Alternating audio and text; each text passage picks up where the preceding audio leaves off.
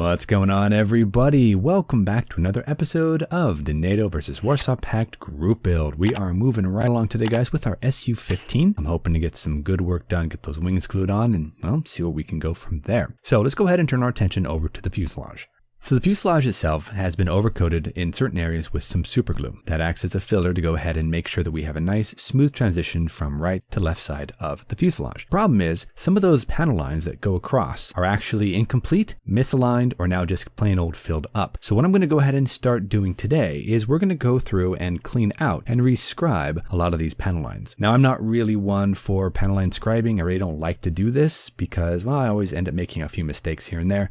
But I think it'd be a really good thing to go ahead and not only practice, but also to go ahead and get this thing looking a little cleaner, because this is going to be natural metal, which means you're going to see everything. So to go ahead and avoid all of those errors and whatnot, we're going to go ahead and start off with a little bit of some pencil drawing. I'm going to take my straight edge, we're going to take my mechanical pencil here, and we're just going to trace out the different lines that we need to go ahead and come back and re-scribe. Now the re-scribing process is fairly simple, a little bit time consuming, but it is pretty simple. We're going to take some Dymo tape, we're going to lay out a nice strip of that tape using that as a straight edge. Then we're going to come back, we're going to scribe that area out, trying to stay within the confines of each of the panels. Once those are clear, we can come in, take a little bit of Tamiya extra thin, trace those lines to go ahead and soften down the harsh edges. If we need to, sand them again, or maybe re-scribe. It's a really simple process, but again, it takes a little bit of time. So by drawing out these panel lines, it gives us an idea of where these things are going to go. The nice thing about using pencil is that, well, if you make a mistake, you just erase it. It's not that big of a deal. So Dymo tape is actually a really good way to go ahead and add on a bit of a straight edge. It's tacky, it's durable, it's very thick, and it doesn't really bend that easily, which is good. First thing though, I'm going to go ahead and come in and we're going to slice this in half. Therefore, we're going to have two strips. That way we can conserve our tape a little bit more. Now we're going to go into a time lapse. I'm going to go ahead and re-scribe all these panel lines, try to get these things nicely laid out. Then we're going to go ahead and do the same thing on the bottom of the fuselage. And then at that point, we're just going to start gluing parts on. We need to drop in that front cockpit, get that all squared away. So lots to do. Let's get going.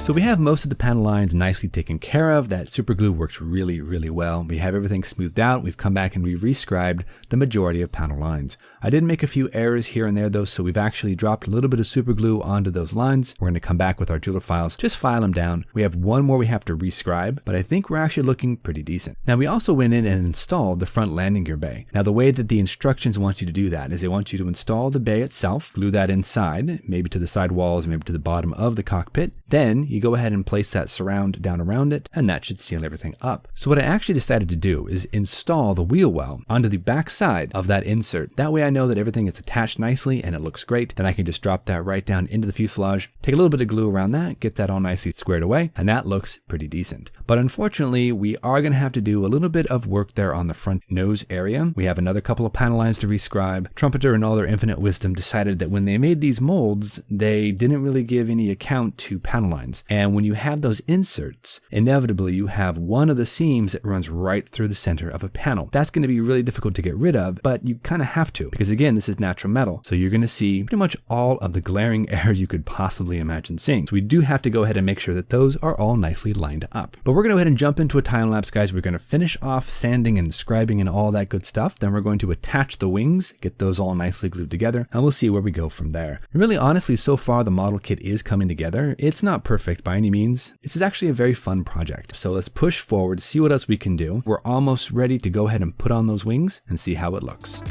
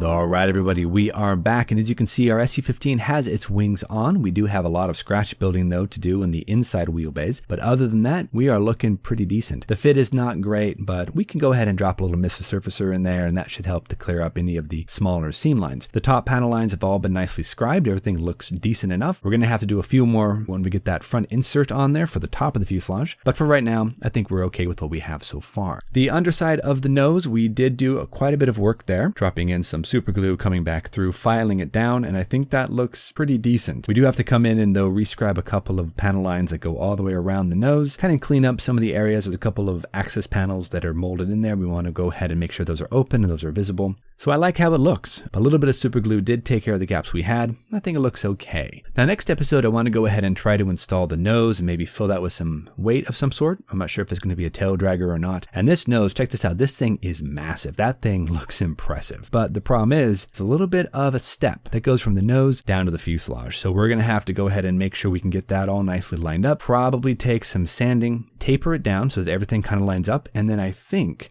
we should be good to go. So I like that. It looks good. But that's going to go ahead and do it for us today. We have done quite a bit of work here. We have a lot left to do though. I want to go ahead and get that nose figured out. We need to go ahead and scratch build the front windscreen area. That has to be redone. We did open that up a little bit so that we have our modified cockpit fits right in there perfectly. The coping goes down on top of that. So there's not really any problems with that. It should fit nicely. Of course, well, we have to see how that actually works once we get it into practice. But until our next episode, everybody, thank you so much for watching. You guys know the drill. Go out there, get yourself some bench time, have some fun, build something cool, and we'll see you back here on the next episode of the NATO versus Warsaw Pact group build. Thanks so much, everybody. We'll see you soon.